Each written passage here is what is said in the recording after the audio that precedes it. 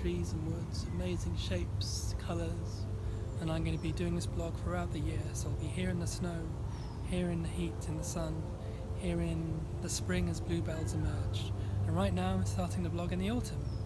So we have the leaves falling from the trees as fungi grow up. So we have things falling, things growing. We're going to think about ideas from Daoism about how you kind of ride that evolution of one state of nature into another state of nature, things unfolding, progressing, opening out, the universe revolving around you, and try and be part of that change in harmony with it. Breathing in and breathing out.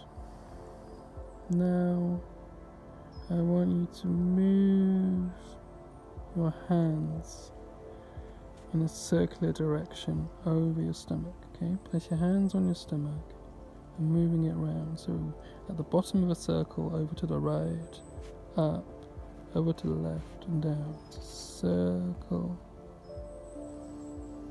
This is our nexus. This is our focus of the whole movement. This is where the ripple starts in this movement. So as you're breathing in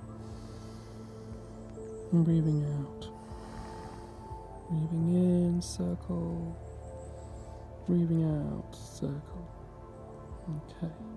So we're going to start from a circle movement of our hand that engages the whole body. I'm going to start to circle our torso behind it. So now our whole stomach, our whole trunk is moving in a circle, not just our hand. Connected with the breathing, breathing in and breathing out.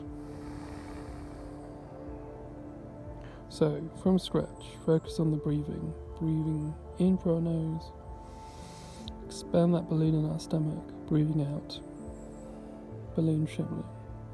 Then start to circle your left hand around your stomach. Now bring your whole trunk into that movement. And this is the first stage.